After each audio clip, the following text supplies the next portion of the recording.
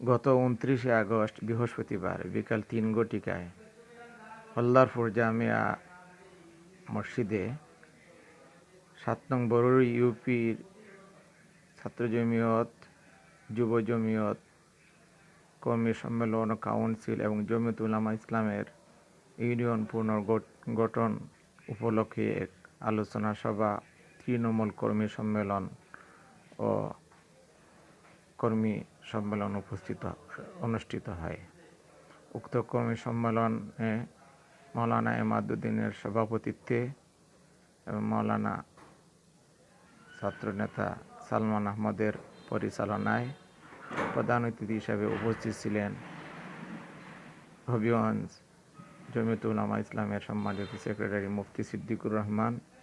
এবং বানিয়াচং উপজেলার সম্মানিত সভাপতি শেখ মুখলিসুর রহমান সহ কেন্দ্রীয় এবং স্থানীয় নেতৃবৃন্দ। প্রধান অতিথি এবং কেন্দ্রীয় নেতা মাওলানা আব্দুল জলিল ইউসুফি, মাওলানা নাসিরউদ্দিন আনসারি বানিয়াচং উপজেলার সহসভাপতি এবং মাওলানা নজির আহমদ রাজাপুরী, মাওলানা রুহুল আমিন খান সাহেবুল হাদিস বানিয়াচং উপজেলা সহসভাপতি, মাওলানা আব্দুল জলিল ইউসুফি সহ অনেক স্থানীয় এবং কেন্দ্রীয় নেতৃবৃন্দ বক্তব্য রাখেন। অতিথি হিসাবে উক্ত সম্মেলনে উপস্থিত ছিলেন বানিয়াচং উপজেলার সহসভাপতি বিএনপির মোস্তফা আল হাদি সহ আরও অনেক নেতৃবৃন্দরা বানিয়াচং জমিয়ত উলামা ইসলামের অবদান, ঐতিহ্য, প্রাচীনতম শতবর্ষী জমিয়ত উলামা ইসলামের বাংলাদেশ স্বাধীনতা, ভারতের স্বাধীনতা, পাকিস্তানের স্বাধীনতা সহ ব্রিটিশ বিরোধী আন্দোলন সকল ক্ষেত্রে জমিয়ত উলামা ইসলামের অবদান, ঐতিহ্য তুলে ধরেন। মাওলানা আব্দুল জলিল ইউসুফি জমিয়ত উলামা ইসলামের কর্মীদেরকে সামনের সকল রকমের কার্যক্রমে এগিয়ে আসার এবং দেশ গঠনে নিজেদেরকে সম্পৃক্ত করার জন্য উদাত্ত আহ্বান জানান। মাওলানা নাসিরউদ্দিন আনসারি তিনি তার নিজের জমিয়তে জমিয়তকে তিনি ভালোবাসেন এবং জমিয়ত আগ থেকেই শেখ কাতিয়া রহমতুল্লাহ আলাইহির মাধ্যমে তিনি জমিয়তে এসেছেন, সেই কথা তুলে ধরেন। ছাত্র জমিয়তের কমিটির নাম ঘোষণা করেন সেক্রেটারি জমিয়ত উলামা ইসলাম বানিয়াচং ছাত্র জমিয়ত রাফিউল ইসলাম এবং যুব জমিয়তের কমিটির নাম ঘোষণা করেন বানিয়াচং উপজেলার যুব জমিয়ত সভাপতি হাফেজ শহীদুল ইসলাম।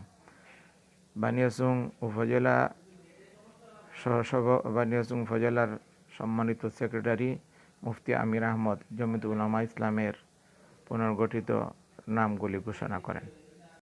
অতঃপর শেখ মুখলিসুর রহমানের আলোচনা ও দোয়ার মাধ্যমে অনুষ্ঠান সমাপ্তি ঘোষণা করা হয়। সম্মানিত সভাপতি হাজী সাইফুল হাদিস হাজরত মাওলানা ইমামউদ্দিন সাহেব, সহসভাপতি হিসেবে আছেন মুফতি লুৎফুর রহমান সাহেব, সহসভাপতি হিসেবে আছেন হযরত মাওলানা ইব্রাহিম আহমদ সাহেব,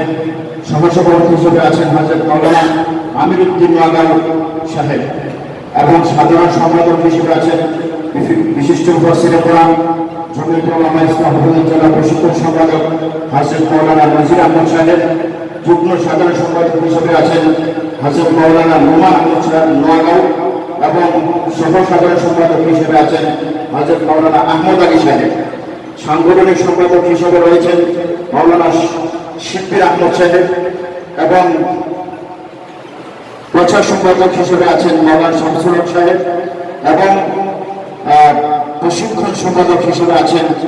মাওলানা মুফতি জিয়াউর রহমান সাহেব এবং বাকিরা সদস্য আরো এক দুটা পদ হতে পারে। এখন এই পর্যায়ে আপনাদের সামনে মূল্যবান গুরুত্বপূর্ণ আলোচনা নিয়ে আসছেন হবিগঞ্জ জেলার সম্মানিত সহসভাপতি, নবীগঞ্জ উপজেলার সংগ্রামী সভাপতি হযরত মাওলানা শেখুল হাদিস রুহুল আমিন সাহেব। শাইখুল হাদিস রুহুল আমিন সাহেব।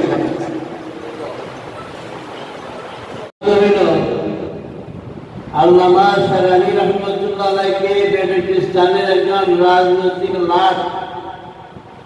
হযরত শারানি রহমতুল্লাহ আলাইহি জমিয়তের একজন মুরব্বী এবং জমিয়তের নেতা। আল্লামা শারানি রহমতুল্লাহ আলাইহি একজন রাজনৈতিক লাট জায়গায় হুজুর আপনারা কেন লাগে মাঠে ময়দানে ফালাফালি লাগছে 40 জমাতের আল্লাহ আল্লাহ الحمد لله حمدا كثيرا طيبا مباركا فيه اللهم صل على سيدنا ومولانا محمد وعلى آله وصحبه